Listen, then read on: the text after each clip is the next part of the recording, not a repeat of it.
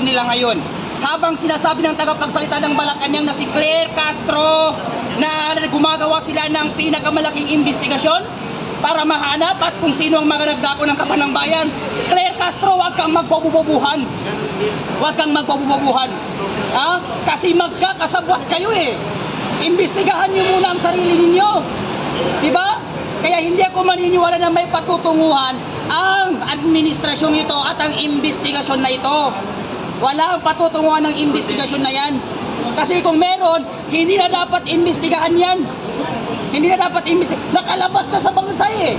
Yung mga ibang congressman na nagpapakasal sa Kaban ng Bayan. Nakalabas na sa bansa. Sir, anong masasabi nyo na balita po si Saldico nasa Las Vegas, na alam naman natin ang Las Vegas lugar po yan ng mga gambling capital po yan. Ano po masasabi nyo? At doon siya nandun siya ngayon sa Las Vegas. Ang masasabi ko kay Zaldico, kasi itong si Zaldico, patagal lang ito panahon pa ni BP Sara itong si Zaldico eh. Itong si Zaldico kasi masyadong popular na sa korupsyon. Natural, andun siya sa mga lugar ng gambling. Kasi nga mga protector yan sila ng mga ganyang mga gawain. Oo. Sir, nakikita niyo po ba na posibleng maging Indonesia ang nangyayari ngayon sa Pilipinas? Yes, of course. Kailangan natin gayain yung mga Indonesia. Kasi ang mga Indonesian, mga warriors people. Habang ang mga Pilipino naman, mga keyboard warriors. Kaya wag na tayo magpakatapang sa comment section. Sumama na kayo dito mamayang 5:30 sa Edas Ride. Gayahin natin ang Indonesia. Ang Indonesia, pinabagsak nila ang gobyernong mga korupsyon. Pabagsakin na rin natin ang gobyerno dito sa ating mga korupsyon. Ilang presidente nang dumaan. Ang Pilipinas, palit tayo ng palit ng presidente. Pahirap ng pahirap ang mga Pilipino. Sino pa ba ang hihintay nating presidente na maupo? Sino pa ba ang namumuno sa atin na hindi korupsyon? Kaya labang maaga pa, lumabas na kayo dyan at kayahin natin ang Indonesia. Pabagsakin natin ang gobyernong ito na puno ng korupsyon.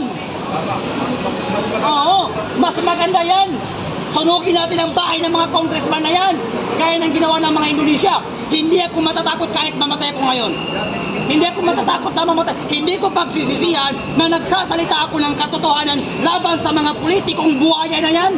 Kasi kung walang magsasalita, walang mangyayari sa ating bansa. Kaya magtulungan na lang tayo para mapatalsik ang mga buhaya na yan sa gobyerno natin. Akalaanin mo, merong mga taong natutulog na hindi nakakakain. Meron palang mga anak ng kontraktor na kumakain ng nagkakalaga ng 759,000. Isang kainan lang. Hindi na sila nahiya. Tapos si Jella Alonte, hindi na nahiya na mag-post-post sa Instagram na wala daw siyang utang na loob sa mga Pilipino. Putang ina mo! Ang mga anak ng kontraktor na hindi nahihiya kumain sa Kaban ng Bayan, gago, inutil, tarantado, putang ina yung lahat. Yan ang dapat sa inyo, minumura kayo. Kaya uulitin ko, sa mga anak ng kontraktor at sa mga kontraktor at politiko ng mga buhaya, gago, inutil, tanga, tarantado. Yan ang dapat sa inyo. Wala kayong karapatang kainin ng Kaban ng Bayan. Oo, may korupsyon. Dapat kumura pa kasi hindi ka mabubuhay. Pero ang pinagkaiba nyo sa ibang politiko, nangungura pero may nagagawa. Kayo puro kurap, walang nagagawa. Kaya lumabas na kayo, gayahin natin ang Indonesia. Oo, hindi tayo dapat matakot sa kanila.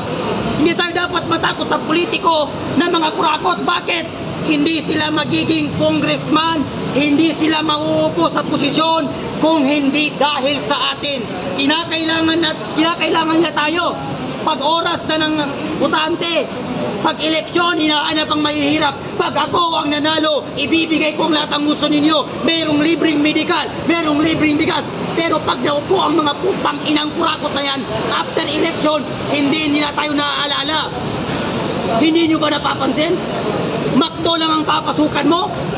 Drug test, medical, lahat kailangan. Pero pag politiko, kahit walang natapos, kahit drug addict, tinatanggap nila. Kaya ako, agree ako sa panukalang batas ni Senator Robin Hood Padilla na death penalty sa lahat ng mapapatunayan na kurakot at mga positive sa drug.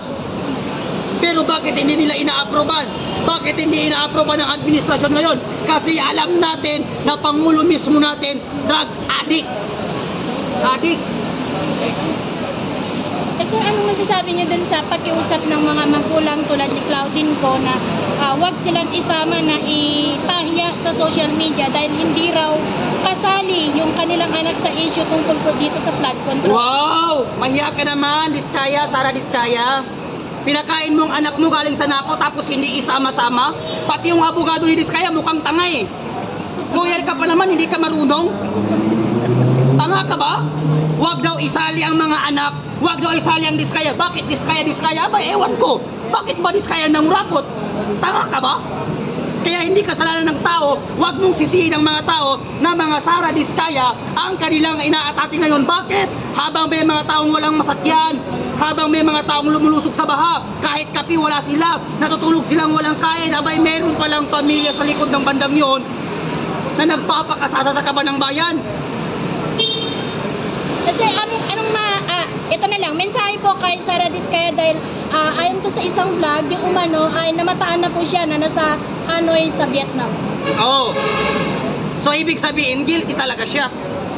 Ito ang mensahe ko sa iyo, Sara Diskaya. Kung hindi ka guilty, bakit kinakailangan mong lumabas pa ng ibang bansa? At hindi harapin ang mga kasong patong-patong na sinasampa ng mga tao sa iyo. Alam nyo, kung gugustuhin ng gobyerno na ikulong si Sara Diskaya, magagawa nila. Kasi nasa Vietnam lang eh.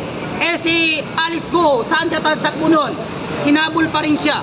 Kung papipiliin ako kay Sara Diskaya, pati kay Alice Go na Chinese, mas pipiliin ko si Alice Go. Bakit? Si Alice Go, sa kanyang nasasakupan, marami siyang natulungan, nagpatayo ng eskwelahan, namimigay ng ayuda. Si Sara Diskaya, nangungurakot ng kaban ng bayan, sila lang nagpapakasarap, habang ang mga taong bayan, nagugutom. Kaya mas pipiliin ko si Alice Go kesa kay Sara Diskaya. Si Sara Diskaya, Pilipino, pero walang pagmamahal sa Pilipino. Si Alice Go, Chinese, pero may pagmamahal sa Pilipino. Sir, puro mo, do you believe na si Saldico ay totoong may sakit na nagpapagamot ngayon sa Amerika? Hindi ako maniniwala si Saldico ay walang sakit. Pag ang isang politiko, isang kurakot, lumabas ng bansa at sinabi niya nagpapagamot siya dahil meron siyang sakit, ibig sabihin niyan, guilty yan talaga na magnanakaw. Gaya ng mga naunang politiko, pag naririnig nilang meron silang kaso, yung iba, nilalagyan ng tepang liig. Sasabihin nila na balian ng buto.